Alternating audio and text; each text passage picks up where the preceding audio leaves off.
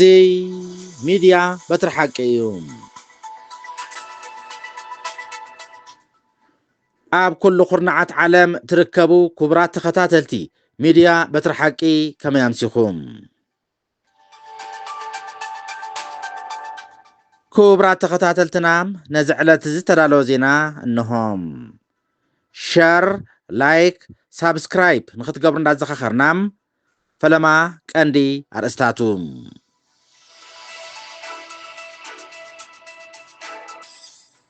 ኢትዮጵያ ተቅርቦ ንዘላ ክሲ ምስግጋር ኣፅዋር መመኽኔታ ንኩናት ከም ዝኾነም መንግስቲ ኤርትራ ገሊጹ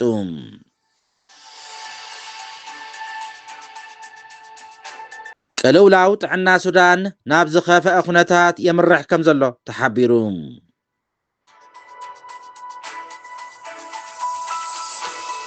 ኣብ ትግራይ ልዕሊ 15 ውድባት ይንቀሳቀሳ ከም ዘለዋ ተገሊጹ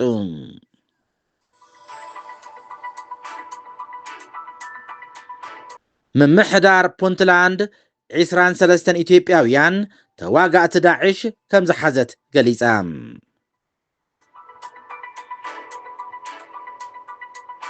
أب تقاومو إيران أشحت سبات كم زتقتلوم لعلواي مراحة هاجر الرقاقيسوم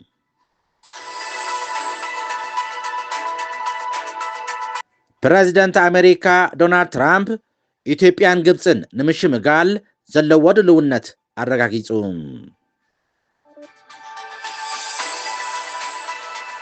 إزي ميديا بترحقيهم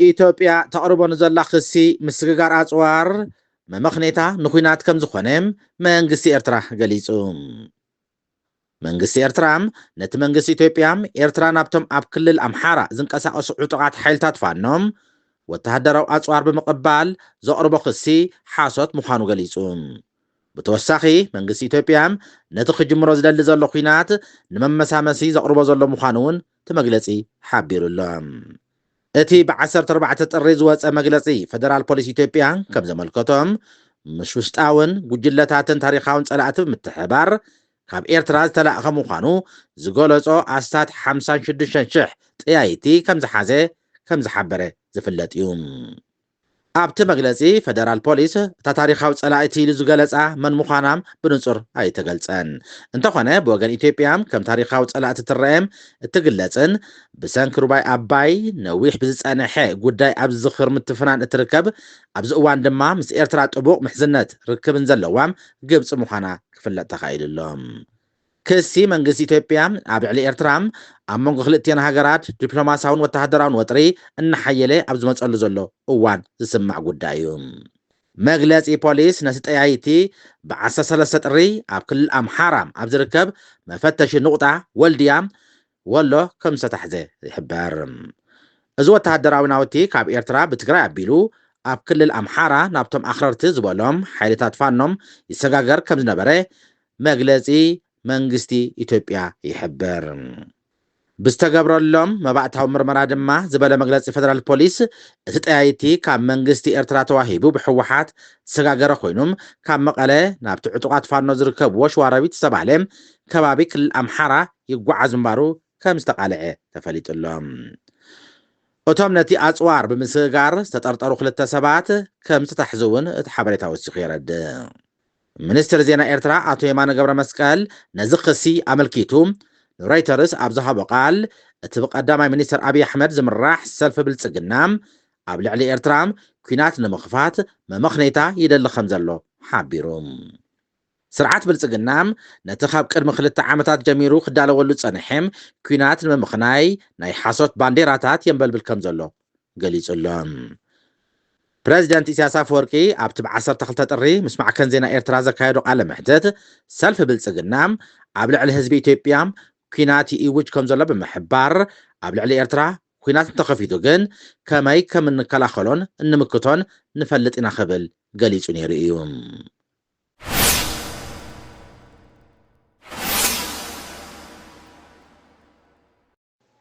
ቅልውላው ጥዕና ሱዳን ናብ ዘኸፍአ ኩነታት የምርሕ ከም ዘሎ ተገሊጹ ንልዕሊ 2 ዓመት ብኹናት ዝተሓመሰት ሱዳን ኮሌራን ካልኦት ቀተልቲ ሕማማትን ይላባዕ ብምህላው ህዝቢ ኣብ ሓደጋ ከም ዝርከብ ጉጅለ ረድኤት ኮሚቴ ኣህጉራዊ ምድሓን ህይወት IRC ኣጠንቂቑ። ኣብ ውሽጢ ሓደ ሰሙን ጥራይ ብሚኒስትሪ ጥዕና ሱዳን ብሰንኪ ለበዳ ሕማም ኮሌራም 172 ሰባት ከም ዝሞቱ ብምምዝጋብ መብዛሕቶም እቶም በቲ ቫይረስ ተለኽፉ ሓደስቲ ሰባት ኣብ ግዝኣት ካርቱም ምዃኖም ገሊጹሎም። ማዕከናት ዜና ሱዳን ንሓካይም ውሽጢ ዓዲ ተወኪሶም ከም ጸብጸብዎም ኣብ ልዕሊ መደብራት መጻረይ ማይን መመንጨዊ ሓይሊ ኤሌክትሪክን ብሰንኪ ዝተኻየደ መጥቃዕቲ ድሮን ሰባት ረሳሕ ማይ ካብ ምጥቃም ካልእ ኣማራፂ ከም ዘይብሎም ገሊጾም ኣለዉ። እቲ ጉጅለ ረድኤት ኣብ ዝሃቦ መግለጺ ክታበት ሕማም ኮሌራ ንምብጻሕ ዘሎ ተኽእሎም ትሑት ምዃኑን ኣገደስቲ ዝኾነ ቀረብ ይንክዩ ከም ዘለውን ኣስሚሩሉ ሓሊፉሎም።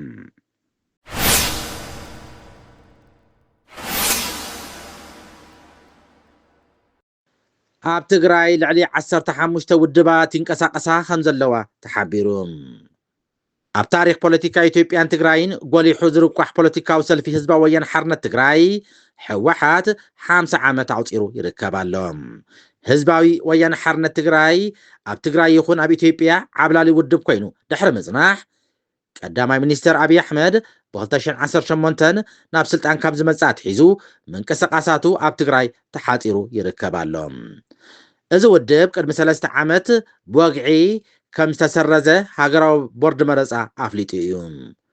ፖለቲካዊ መልክዕ ትግራይ ድሕሪ ናይ ዓመታት ግጭትን ዓብላልነትን ሕወሓት ዓብይ ለውጢ ሒዙ ይመጽእ ኣሎ። ኣብቲ ክልል ሓደሽቲ ፖለቲካዊ ውድባትን ሲቪካዊ ተዋሳእትን እናተቐላቐሉ ነቲ ነዊሕ እዋን ዝጸንሐ ፖለቲካዊ ኣተሓሳስባ ሕወሓት ዝፈታተኑም ህዝባዊ ዘተታትን ምትእሳራትን ዝቕረጹ ይኾኑ ኣለዉ። እዚ ከምዚ ኢሉ እንከሎም ኣብ መንጎ ሕወሓት መንግስቲ ፌደራል ኢትዮጵያ ከምኡውን ተቐናቐንቲ ፖለቲካዊ ኤሊት ትግራይ ኣብ ምሕደራም ጸጥታም ከምኡውን ኣብ ኣተገባብራ ስምዕ ሰላም ፕሪቶርያም ዘሎ ዘይምርድዳእ ይቕጽል ኣሎ። ውፅኢት ናይዞም ቃልስታት ድማ ትግራይ ኣብ ፌደራላዊ ስርዓት ኢትዮጵያ ዘለዋ መጻኢ ተራ ክቐርጽ እዩ። ኣብዚ እዋን ኣብ ቦረዳ መረፃ ኢትዮጵያ ኣብቲ ክልል ዝንቀሳቐሳ ልዕሊ 15 ውድባት ነቲ ቅድሚ ሕጂ ብሕወሓት ተታሒዙ ዝነበረ ፖለቲካዊ ማሕበራውን ቦታ ንምምላእ ይፅዕራ ኣለዋ።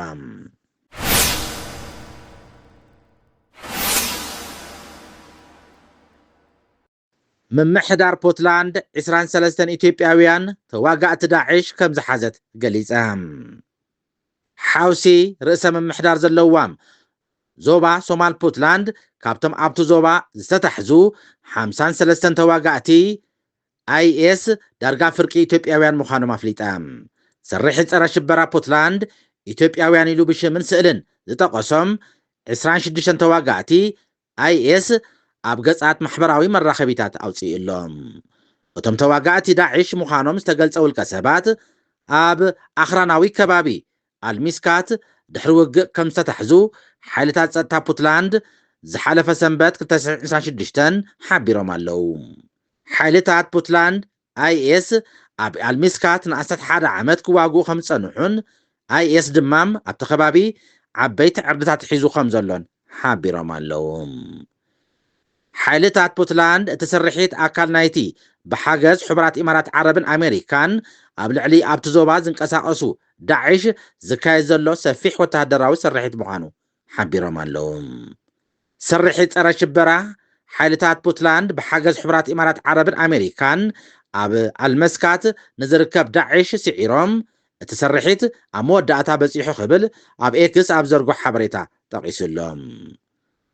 እቲ ጽሑፍን ስእልን ናይቶም 53 ተዋጋእቲ ዳዕሽ ተባሂሎም ዝተጠቕሱ ውልቀ ሰባት ኣስማትን ዜግነትን ኣሰንዩ ጠቒሱሎም። እዞም ናይ ወፃኢ ተጋደልቲ ዝበሎም ዜጋታት ኢትዮጵያን ስዑዲ ዓረብ፣ ቱርኪ፣ ሞሮኮም፣ ሶርያን ታንዛንያን ምዃኖምን ምምሕዳር ፑንትላንድ ወሲኹ ገሊጹሎም። ብመሰረት ሓበሬታ ስርሒት ሽበራ ፑንትላንድ ኣስታት ፍርቂ 26 ካብኣቶም ዝተማረኹ ኢትዮጵያውያን ኮይኖም ብኻልኣይ ደረጃ ዝተጠቕሱ ድማ ዜጋታት የመንን ሞሮኮን ከም ዝኾኑን 7 ካብኣቶም ዜግነት ክልቲአን ሃገራት ዘለዎም ምዃኖምን ተሓቢሩሎም።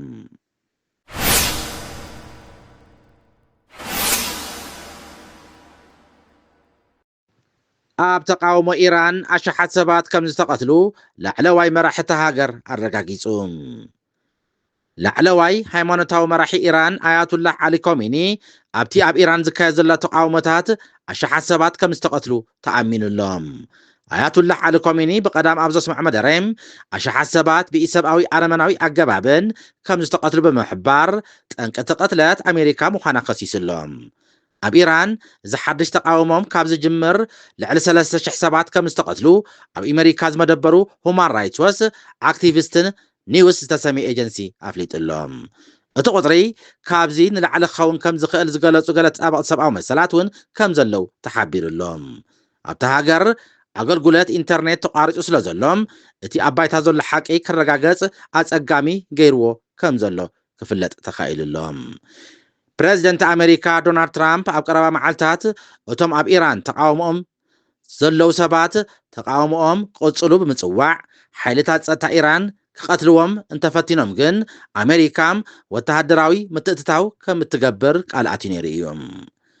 ላዕለዋይ ሃይማኖታዊ መራሒ ኢራን ኣያቱላህ ዓሊ ኮሚኒ ኣብቲ ናይ ቀዳም መደርኡ እቶም እስራኤልን ኣሜሪካን ርክብ ዘለዎም ዓብዪ ዕንወትን ኣኸቲሎም ኣሽሓት ሰባት ንክቕተሉ እውን ምኽንያት ኮይኖም ከም ዝበለም ሃገራዊ መደበር ቴሌቪዥን ኢራን ኣቃሊሓ። ፕሬዚደንት ኣሜሪካ በቲ ኣብ ልዕሊ ህዝቢ ኢራን ዝወረደ ጉድኣትን ዕንወትን ጸለመን ከም ገበን ከም እትቆፅሮ ገሊጹሎም። እቲ ብሰንኪ ምንቁልቋል ቁጠባ ኢራን 28 ታሕሳስ ዝጀመረ ተቃውሞም ስልጣን ላዕለዋይ መራሒ ኢራን ክንኸብክዕ ናብ ዝፅውዕ ተቃውሞ ተቐይሩሎም። መንግስቲ ኢራን ነቲ ብጸላእቲ ኢራን ዝድገፍ እዩ ዝበሎ ሰልፍታት ተቃውሞም ናዕቢ ኢሉ ሰይምዎሎም።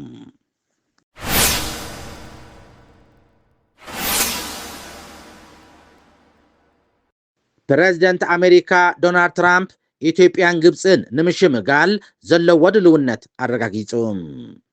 ፕሬዚደንት ኣሜሪካ ዶናልድ ትራምፕ ነቲ ኣብ መንጎ ኢትዮጵያን ግብፅን ዘሎም ብጉዳይ ግድብ ህዳሴ ኢትዮጵያም ዝተፈጥረ ምስሓብ ከሸማግል ከም ዝደሊ ገሊጹሎም። ትራምፕ ናብ ፕሬዚደንት ግብፂ ዓብዱልፈታህ አልሲሲ ኣብ ዝፀሓፎ ደብዳቤም ኣብ መንጎ ኢትዮጵያን ግብፅን ንዘሎ ማያት ፈለግ ኒል ናይ ምክፍፋል ሕቶ ዝፈጠሮ ምስሓባት ንሓንሳብን ንሓዋሩን ብሓላፍነት ንምፍታሕ ድልው ክብል ኣፍሊጡሎም። ሃገሩ ነቲ ምስሓብ ንምፍታሕ እትገብሮ ፃዕርታት ክትቅፅል ምዃና እውን በቲ ትሩዝ ዝተባህለ ገፀ ማሕበራዊ መራኸቢታት ሓቢሩሎም።